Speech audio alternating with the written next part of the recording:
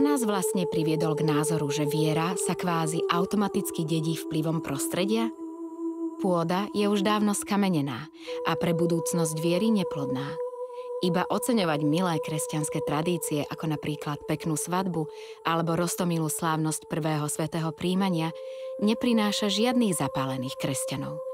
Preto potrebujeme misionárske, teda aktívne, struhujúce a ľuďom zrozumiteľné ohlasovanie viery v Krista.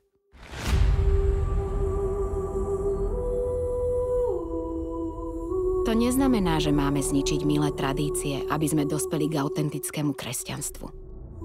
Svetosť je však viac ako svetuškárstvo, viera viac ako tradícia a byť kresťanom viac ako folklór.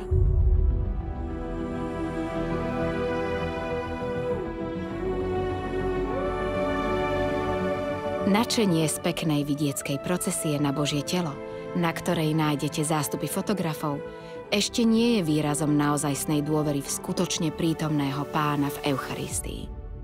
Tu sa tlieska obalu, nie obsahu.